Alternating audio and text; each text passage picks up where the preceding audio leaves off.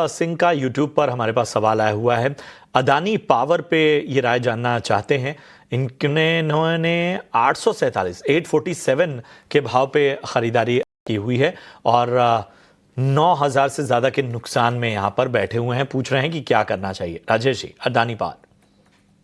देखिए ओवरऑल अगर आप काउंटर को देखें तो 200 और 89 के ऊपर वेल सस्टेन कर रहा है, कोई मेजर परफॉर्मेंस नहीं दिखा रहा है, बट कहीं ना कहीं स्टॉक जो है एक bottom out kind of formation बन रहा है। तो अभी फिलहाल के लिए 540 के आसपास इसका प्रीवियस स्विंग लो और 200 डीएम है, तो ये एक इम्पोर्टेंट सपोर्ट या स्टॉप लॉस रखे होल्ड रख सकते हैं। ऊपर में अगर आप देखें तो पहले 620 का रेजिस्टेंस रहेगा, जो एक काफी इंपॉर्टेंट रहेगा। जैसे ही 620 क्रॉस करता है, इसमें एक वीकली ब्रेकआउट देखने को मिलेगा 6 महीने का कंसोलिडेशन के बाद, एंड पॉसिबली 620 क्रॉस करता है तो ब्रॉड बेस अपमूव टुवर्ड्स 720 750 हमें देखने को मिल सकते हैं।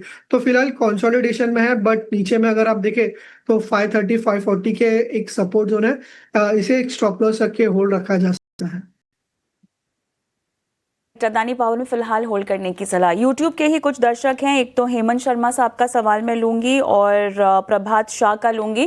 प्रभात शाह बैंगलोर से अपना सवाल भेज रहे हैं यूट्यूब पर। इन्होंने मारुति में खरीदारी कर रखी है राजेश जी, 7562 इनकी बाइंग प्राइस है, फिलहाल रुकें या नहीं जानना चाहते हैं।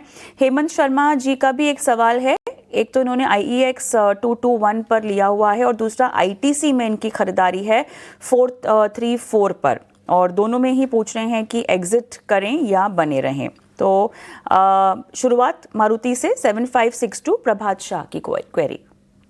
देखिए कविता जी, ऑटो स्पेस में काफी व्यू पॉजिटिव है और मारुति में इनकी काफी अच्छे लेवल्स पे बाइंग है, बट ओवरऑल अगर मारुति का चार्ट देखें तो कहीं ना कहीं एक कंसोलिडेशन में ट्रेड कर रहा है। लास्ट वीक फ्राइडे को हमने ट्रैक्शन देखा था, बट सस्टेन नहीं कर पाया था। तो फिलहाल के लिए होल्ड रखिए। नीचे में 11,800 का प्रीवियस स्विंग लो और 200 डीएम है, वो एक इम्पोर्टेंट स्टॉप लॉस रखिए, होल्ड रखिए। ऊपर में अगर आप देखें तो 12,800 जो इसका फ्राइडे का हाई है, तो वो एक इम्पोर्टेंट रेजिस्टेंस है। इसके बाद 12,800 के बाद पॉसिबली 13,500 13,800 की भी लेवल्स देखने को मिल सकता है। तो होल्ड रखिए, 11,800 का स्टॉप लॉस रखिए। दूसरा जो काउंटर है वो है ITC। तो ITC में FMCG स्पेस में भी एक बायस पॉजिटिव बन रहा है, एक बॉटम आउट संकेत या performance out performance FMCG space में एक्सपेक्ट कर रहे हैं, और हायर बॉटम भी ITC में बना है। तो 400 का एक काफी अच्छा बेस बना है। ऊपर में पहला हम एक्सपेक्ट करें कि स्टॉक जो है यहाँ से 435 लेवल्स एक्सपेक्ट कर सकते हैं, एंड देन पॉसिबली 445। तो स्लो मूविंग रहेगा, बट अभी फिलहाल 400 का बेस है, तो ITC यहाँ पे होल्ड रख सकते हैं। थर्ड जो काउंटर है वो है IEX। अभी जस्ट बात किया था कि स्टॉक कंसोलिडेशन मोड में जा सकता है for the next few months, और ओवरऑल अंडर परफॉर्मेंस ही रहेगा। तो बाउंस में 150 160 रेंज में IEX में एग्जिट करने की सलाह होगी।